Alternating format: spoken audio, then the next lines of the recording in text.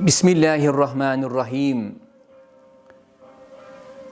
All praise be to Allah, the Creator and Sustainer of all.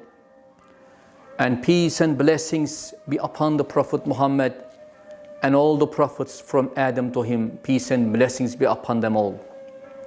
Again, may Allah's peace, blessings, mercy, compassion be upon you all. This will be the first of a series of talks, in short, on moral and spiritual teachings of Mawlana Muhammad Jalaluddin Rumi. Let me give you first a very short introduction about Mawlana's life. Mawlana Muhammad Jalaluddin, known in the Muslim world as Mawlana, our master.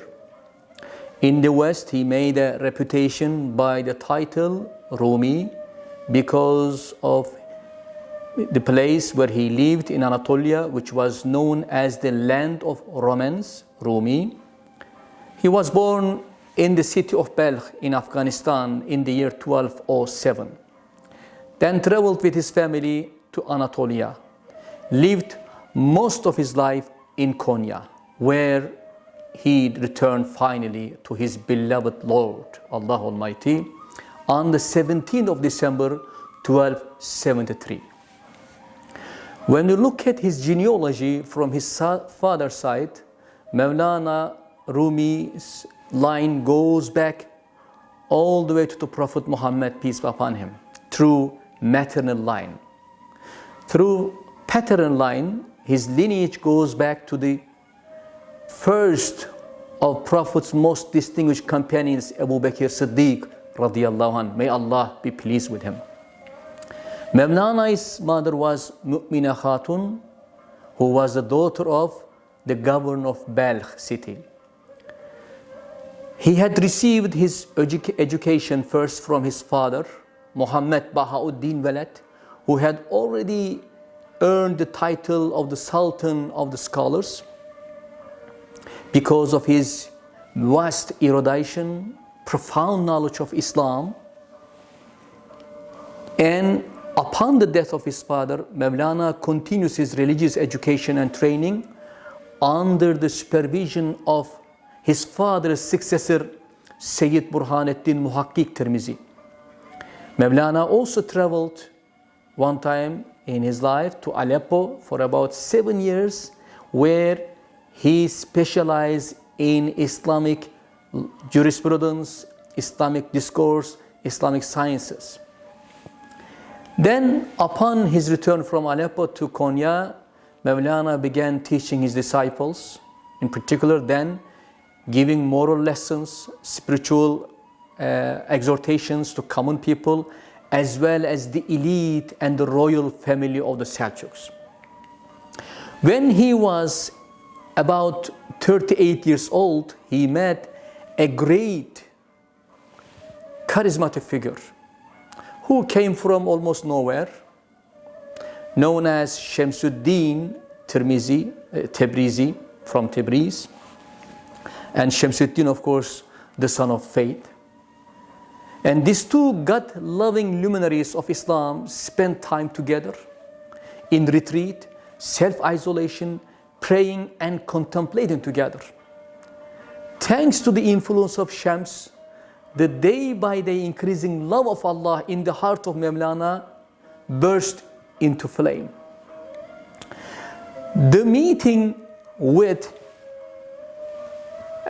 Shams of Mawlana was described in these sources as the meeting of two oceans. And Mawlana, when we look at his life with Shams, it's very important, very crucial. Actually, it's a turning point in his life. And Shams appeared to have played, if I use this mystical terminology, the role of a spiritual master who had been destined by Allah to work on the inner world of Mawlana. So much so that Mawlana, in the end, thanks to the spiritual elixir he had received from Shams, turned into what I may call an unstoppable articulator of divine love. Both Shams and Mawlana served for each other as a mirror to reflect each other's beauty. Both of them recognized their love of Allah in their respective personalities. And Shams' sudden disappearance after 2 years together, life with Mawlana, caused in Mawlana's life a deep grief, which resulted in the end in the flowing of beautiful couplets from the tongue of Mawlana, sometimes in Persian, most of the times, and sometimes in Arabic, which turned into Masnavi and also Diwan and Rubai. Until his final return to his Lord on December 17, 1273, Mawlana continued to articulate powerfully his heart-touching lyrics. Most of his lyrics, couplets in Persian as I indicated, and there are very few in Turkish, and also Arabic rubais. I would like to also share with you the moment of his departure from this world. When he passed away on December 17, 1273, his funeral ceremony attended by all the people of Konya, young and old, Muslims and non-Muslims. Some of the Muslims attempted to drive away the non-Muslims from the funeral procession, saying that, "What does this ceremony have to do with you? This master of religion of Islam, Mawlana, belongs to us and he belongs to our faith." But look at the reply given by the non-Muslims to Muslims that time during this funeral congregation. When he said, "We have understood and learned the truth of Moses and Jesus, peace upon them, from Mawlana's words. We have seen in him good behaviors and excellent traits of the perfect prophets about whom we read in our scriptures.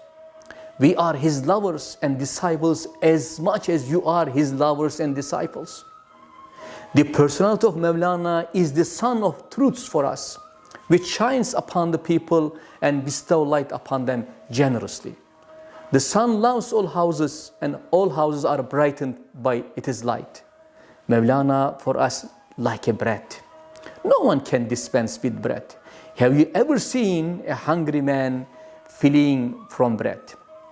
So the night of Mawlana Rumi's departure is called the Sheb-i Arus in Persian, the night of blissful union with his beloved. It marks the joyous moment of the lover's return and arrival in the beloved. When we look at even the description of death for Mawlana, it doesn't mean separation or annihilation or decomposition or nothingness. Let us listen to him. He says, when my coffin begins its procession on the day of my death, do not think I feel the grief of this world, that I feel departure from it, and never fall into such doubt. Do not weep over me nor say, what a pity. Should you fall into such trap of Satan, it will indeed be time for mourning. Do not say separation when you see my funeral procession going. In fact, it will be for a time of meeting and reunion for me. Do not call my departure farewell when laying me down in the grave, for the grave merely veils from us the people of paradise. Oh my friends, don't search for my tomb in the graveyard. Look for my tomb in the hearts of the lovers of God. Allah Almighty has created me from love. Even though I die and decay, I am the same love. After our death, do not seek therefore our tomb on the face of the earth. Our tomb lies in the hearts of God-loving Gnostics and spiritual masters. Mawlana Jalaluddin Rumi left a huge legacy, intellectual and spiritual legacy behind himself.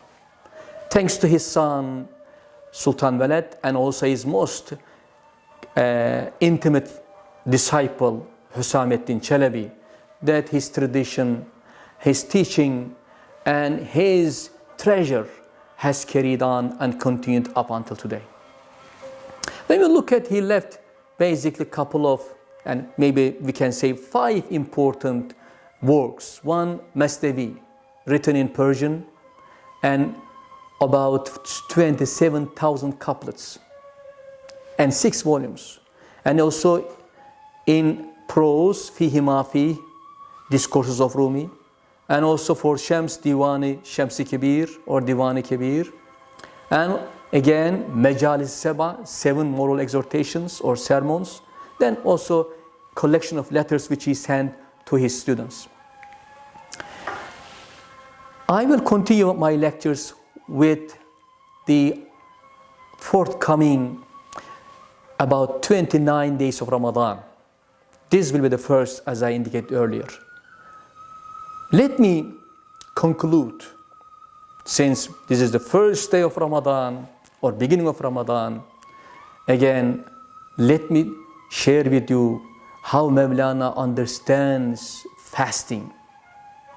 He says, if you desire the Quran to be infused in your heart, to be imbibed in your heart and in your spirit, you should know that fasting is the key, is the secret of the Quran's spirituality. And for fasting transforms your heart into a state of pure light, luminosity, even as bright as the daylight. Therefore, when you enter the month of fasting, goes on Mawlana, you should be ever grateful to Allah Almighty and welcome it as cheerful as possible. For those who fall in grief due to the coming of Ramadan, fasting is forbidden for them. They do not deserve it. End of the quotation of Mawlana. This is from Diwan Kibir. Since Quran was revealed as a book of guidance, as a book of light for all humanity, and since we are experiencing this beautiful season of month of Ramadan, and this is a good start for us, let us take this month and infuse the blessing of the month by reading the Quran, by understanding Quran, also by understanding wisdom of these spiritual masters who devoted their life to the interpretation of the Quran. I wish you all a healthy, peaceful, fruitful, rewarding fasting. Let our days and nights be enlightened by the beautiful recitation of the Quran. Let our minds be nurtured by the moral and spiritual wisdom of the Quran. Let our hearts be filled with the love of Allah. May Allah's love and mercy be upon you all. Assalamu alaikum. Thank you.